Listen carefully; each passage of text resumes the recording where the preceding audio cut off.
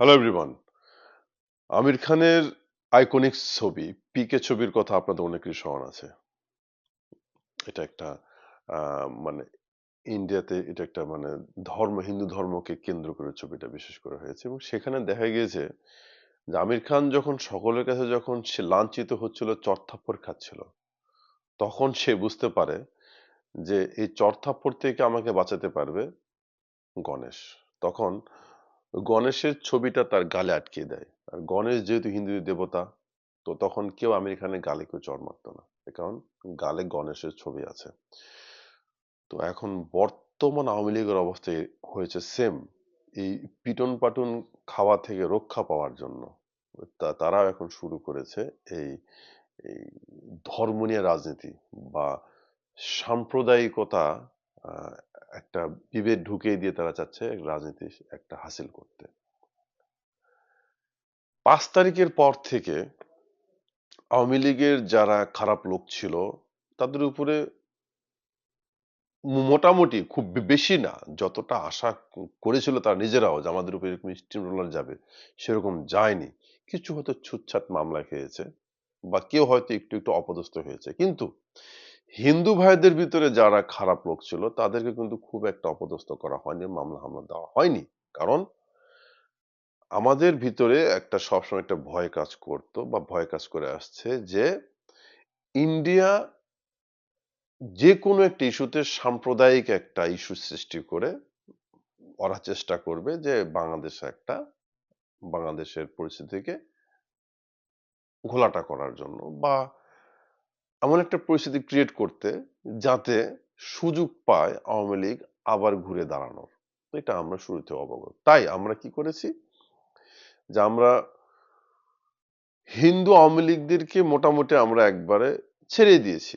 যাক বাবা, তোমরা যা করেছো করেছো, তোমরা এই নিয়ে থাকো, তোমাদেরকে আমরা কিছু বলতেছি না। কিন্তু সেই প্রক্ষান্তরে আমরা মুসলিম যারা আওয়ামী লীগ করেছে তাদেরকে আমরা যতটুকু পারতেছি বা খারাপ লোকদেরকে আমরা যতটুকু মামলা হামলা বাদ দিয়ে যতটুকু তাদের প্রাপ্য দরকার তার হয়তো কিঞ্চিত ছিটাফাটা হয়তো আমরা দেওয়ার চেষ্টা করতেছি। এইটা আওয়ামী লীগ বুঝতে পারছে যে এই আন্দোলনে আমরা এই ছিটাফাটা ভাবে দু একটা মিছিল করতেছি বা চেষ্টা করতেছি কিন্তু পেরে উঠতেছি না। আমাদের পিঠের চামড়া থাকতেছে না। গালে জুতা পড়তেছে, পিটন পড়তেছে। একমাত্র সম্ভব হিন্দু ভাইদেরকে উস্কাই দিয়ে যদি একটা কাজ করানো যায়। আর মাঝে একটা হিন্দু ভাইদের একটা কথা বলি। আচ্ছা, আপনাদের কি এটা কি মনে হয় যে আপনাদের এই ছিটাফাটা কয়েকটা আন্দোলন বা এই মিথ্যা আন্দোলনের কারণে ভারতের সরকার সেখান থেকে বিএসএফ বা বিজেপি না বিএসএফ আছে, মানে আর্মি আর্মি দিয়ে মানে বাংলাদেশে আর্মি পাঠিয়ে দিয়ে বাংলাদেশের জামায়াত ইসলাম এবং এই সমন্বয়ক যারা আছে তাদেরকে এবং বিএনপিদেরকে ঢাডা ঢাডা ঢাডা করে গুলি করে মেরে ফেলবে, মেরে ফেলে হাসিনা যেভাবে বলে ঠিক সেভাবে টপ করে তাকে ভারত থেকে নিয়ে এসে আবার গণভবনে বসাই দিবে। না, এত লালিত আদিশ্যান না, এটা তো হবে না, এটা তো হবার না। তো যেটা হবার না জেনে শুনে আপনারা কেন এই লোকগুলোর ফাঁদে পা দিচ্ছেন? এই লোকগুলোর ফাঁদে পা দিয়ে ক্ষতিগ্রস্ত কারা হচ্ছেন? আপনারা ক্ষতিগ্রস্ত হচ্ছেন। আপনারা হিন্দুরা এটা বাংলাদেশী বাঙালি নাগরিককে আমাদেরকে ভাবতে বাধ্য করাচ্ছেন যে আসলেই আপনারা সবসময় আপনারা বাংলাদেশী না, আপনারা সবসময় ইন্ডিয়ার হয়ে রয়েছেন এবং আপনারা যতটা না বাংলাদেশে তার চেয়ে বেশি আপনি ইন্ডিয়ান। তখন 99% হিন্দু ভাইয়েরা আওয়ামী লীগ করে। কেন আওয়ামী লীগ করতো হিন্দু ভাইদেরকে? সবাইকে কেন আওয়ামী লীগ করতে হবে? কেন হিন্দু ভাইরা বিএনপি করে না? যাক, ওগুলো কথা বাদ দিলাম। আজকে শুধু ফানি কথাই বলি। আচ্ছা, আসলেই কি আপনাদের কাছে এটা মনে হয় যে আওয়ামী লীগের লোকেরা সত্যিই তার দলকে এবং শেখ হাসিনাকে ভালোবাসে? যদি তার দলকে এবং শেখ হাসিনাকে ভালোবাসতো, ওই যে আসিফ ছেলেটা, ওই যে আসিফ যে সে উপদেষ্টা হয়েছে, ক্রিয়া উপদেষ্টা, ও যখন ভাষ্য দিল, বলল যে 6 তারিখে না 5 তারিখে ঢাকাতে সবাই অবস্থান করবেন। সবাই তো জেনে গেছে ওই সময় ঢাকাতে থাকবে, 5 তারিখ গণভবনে অ্যাটাক হবে।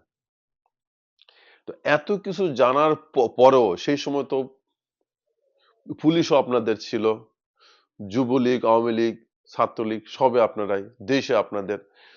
তখন যেভাবে সাধারণ লোক আমরা বিএনপি, জামায়াত সহ সাধারণ লোক বা এই ছাত্র সমন্বয়করা, ছাত্র আন্দোলনকারীরা যেভাবে লাঠিসোঁটা নিছে, আপনাদের এত শুধু পিস্তল ছিল। তো আপনারা সকলে যদি ঘর থেকে যদি বেরিয়ে পড়তেন ওই সময়, যদি সঙ্গ দিতেন পুলিশদেরকে, তাহলে তো একটা সুযোগ ছিল একটা কিছু হওয়ার। যে না, আপনারা তো আসবেন না। কারণ আপনারা আছেন হচ্ছে অটোমেটিক সব আসবে। পুলিশ আপনাদের জন্য পারপাস সাফ করবে, আপনারা বসে নেতাগিরি করবেন। আজকে আপনারা যে কয়জন লোক রাস্তাতে এই যে চুটুং পাটুং করতেছেন বা ওই হিন্দু ভাইদের পক্ষ নিয়ে হিন্দু সেজে ছাত্রলীগ যাচ্ছেন, আওয়ামী লীগ এই দলকে পছন্দ করে না, শেখ হাসিনার নেতৃত্বকে পছন্দ করে না। আপনারা যাচ্ছেন যে আপনাদের যে সুবিধাগুলো পাচ্ছিলেন আপনারা সেই সুবিধা বঞ্চিত হয়ে গেছেন।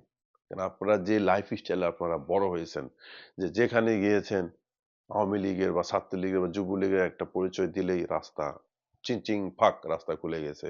সেটা থানা হোক, স্কুল কলেজ হোক বা টেন্ডারবাজি হোক বা চাকরি হোক, সব জায়গাতেই।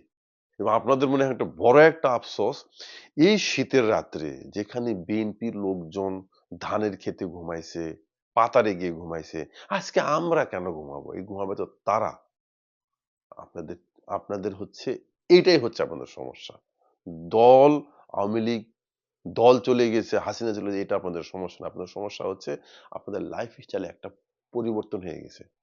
আমি বনফুল ড্যাম সিওর আজকে যদি আপনাদেরকে যদি বড় একটা যে ফান্ডা ধরা দেয় বিশ্বের বড় দেশগুলো মিলে, যে তোমরা যারা আওয়ামী লীগ করো তা তোমরা হাসিনাকে ভুলে যাও, আওয়ামী লীগের নাম মুখ একেবারে মুখ থেকে ভুলে যাও, নতুন একটা দল তৈরি করো এবং সেই দলের মাধ্যমে আমরা আবার তোমাদেরকে বাংলার মসনদে বসাবো, বাংলার তোমাদেরকে আবার প্রধানমন্ত্রীর দায়িত্ব তোমাদেরকে দিয়ে বানাই দিব। আমি ড্যাম শিওর আপনারা সকলে আওয়ামী লীগের নাম গন্ধ ভুলে যাবেন, হাসিনার নাম ভুলে যাবেন।